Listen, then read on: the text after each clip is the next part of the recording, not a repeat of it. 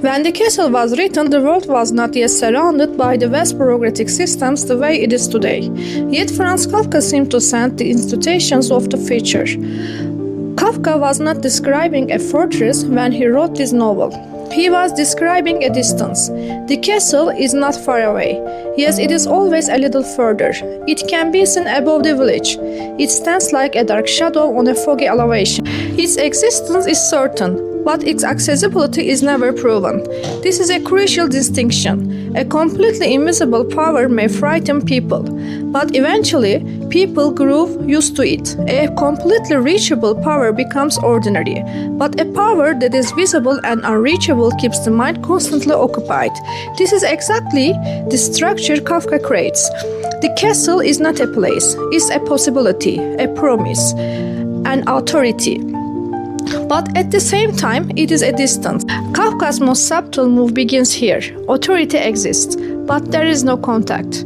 You look up, you see something, but that thing does not look back at you. This is heavier than rejection, because rejection is a relationship. You knock on a door, someone opens it and says no. That is harsh, but it is clear. But being ignored is a void, and a human being cannot struggle with a void. At the center of the novel is K, but ironically, he does not even have a full name. Only a letter. This small detail carries a powerful message. A name is identity, a letter is incompleteness. Kafka does not present his character as a fully defined person, but as a condition. K arrives in the village with a title, land surveyor, someone who measures, someone who draws borders, someone who defines territory. This is symbolic, because K's entire struggle is about clarifying boundaries. Can I work here? Was I invited here? Do I have authority?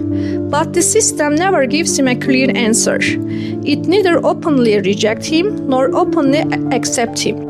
K says he was summoned, but there is no document.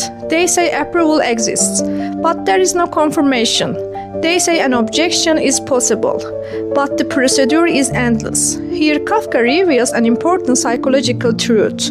When a person is rejected, they find direction, but in uncertainty, they lose direction. K's tragedy lies exactly here. He is not fighting the system. He is fighting uncertainty. The village is not the opposite of the castle. It is its extension. The villagers talk about the castle, but they know nothing about it. They wait for instructions, but they do not know where the instructions come from. This situation does not feel strange to them, because it is their everyday life. Here Kafka reveals a powerful social psychology. When people live under uncertainty for a long time, uncertainty stops being a problem. It becomes normal, routine.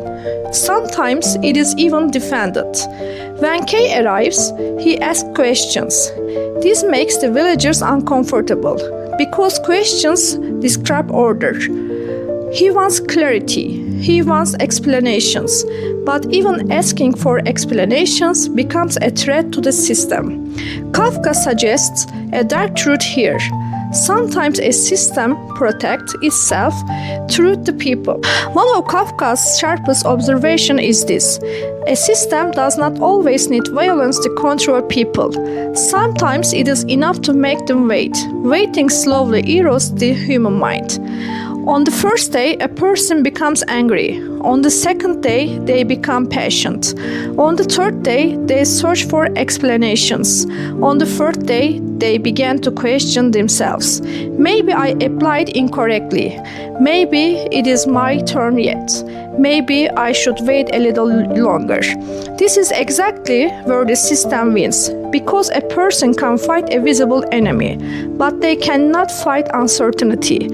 In uncertainty, the enemy is invisible, and the invisible enemy is the strongest one.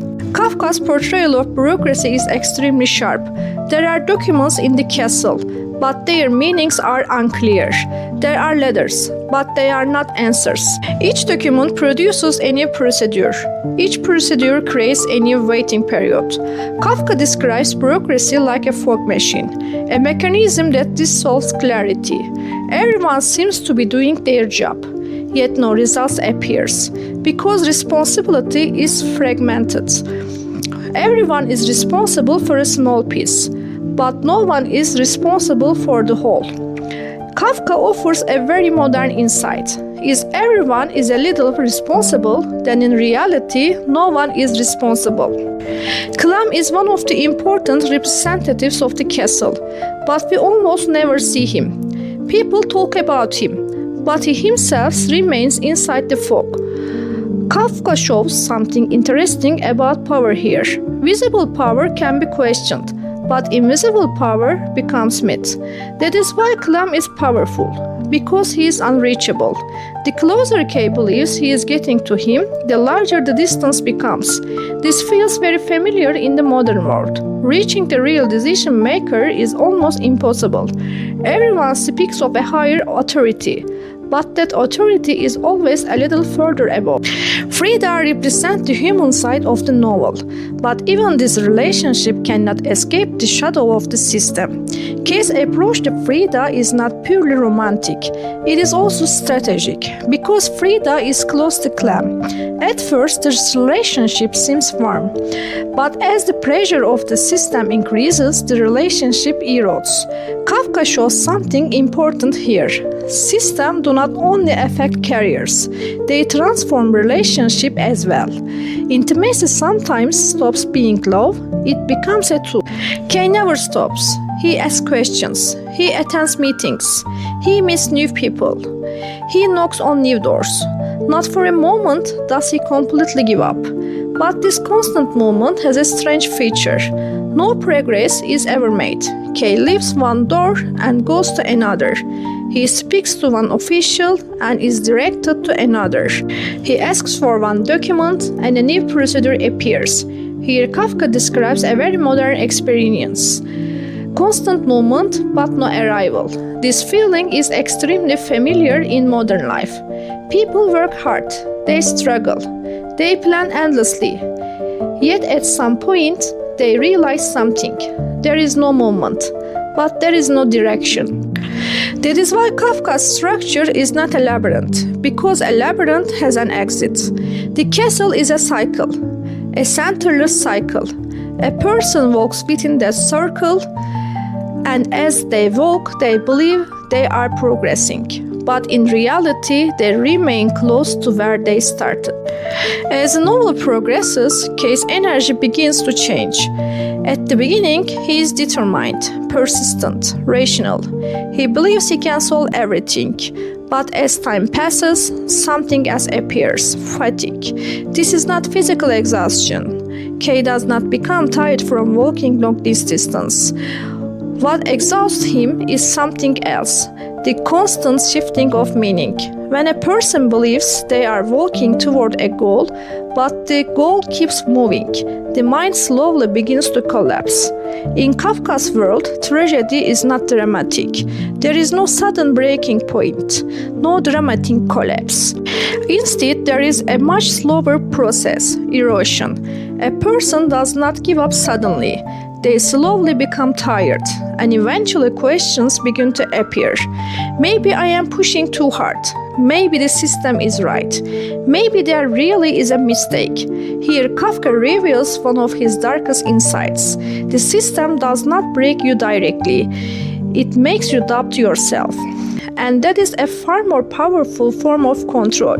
Because once a person begins fighting themselves, the system no longer needs to do anything. The castle was never completed, but this is not a technical failure. It is a psychological choice.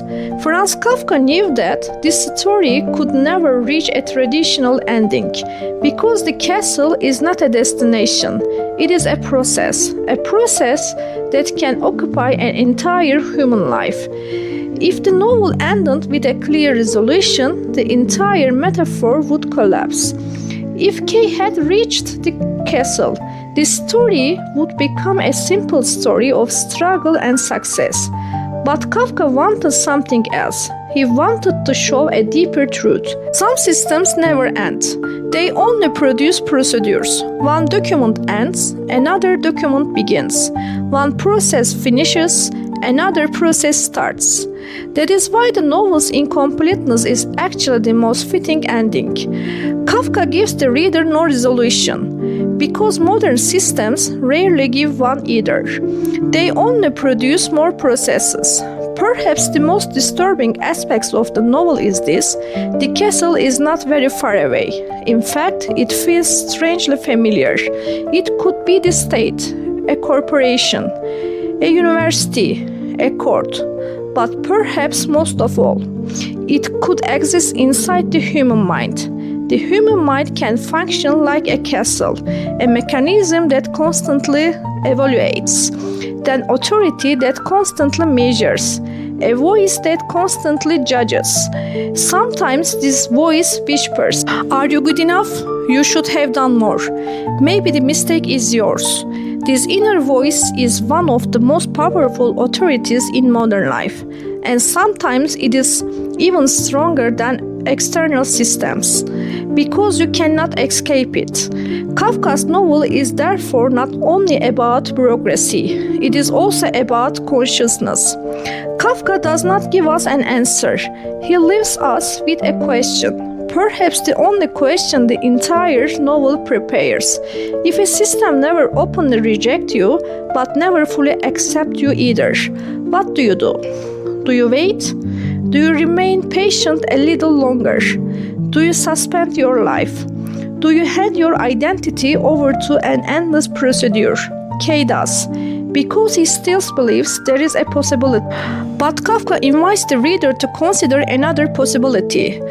What if failing to reach the castle is not a mistake? What if the system was designed to be unreachable? What if the entire structure exists so that people keep approaching but never actually arrive? Then what does struggle mean? At this point, the novel transforms into another question. Maybe the real issue is not reaching the castle.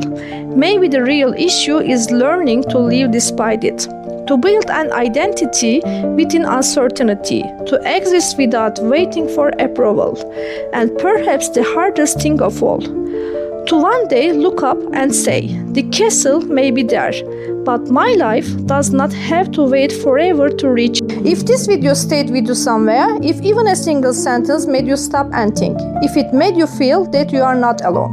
To keep these kinds of videos coming, liking the video, leaving your thoughts in the comments, and sharing it is enough for us to continue this journey together.